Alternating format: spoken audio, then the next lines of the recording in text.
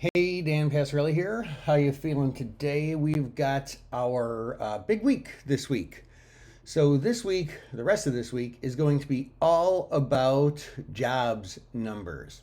Tomorrow we have the JOLTS job openings report, which is a big deal, and jobs quits, everything that goes along with JOLTS.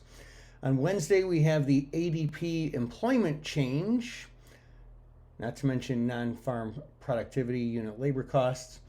And Thursday, we have the weekly unemployment figures. And then Friday is the big monthly non-farm payrolls numbers. So all these things, all traders are going to be watching this week. And you know who else is going to be watching it? Jerome Powell and his friends. And so this is going to be the big news that we have going into the next Fed announcement, which is just 11 days from today. So there's a lot of very, very important information being revealed, and that is going to set the tone for the market.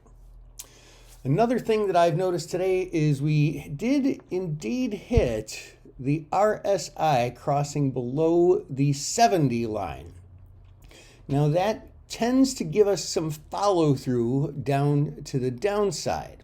That combined with, and you've heard me say this before, tops take longer to form than bottoms. We tend to see some rounded tops running out of steam and then having a pullback. We've got gaps to fill. So there is, depending on what the jobs numbers every day this week end up coming out and what Fed people say in speeches, we could be looking for a little bit of a pullback to the downside. Now, the VIX is still at a pretty low level. It's down at 13 right now. It's not rock bottom low, but it's pretty low. So this could be a nice little opportunity to hedge. Hope that helps. This is Dan Passarelli, Trade Smart.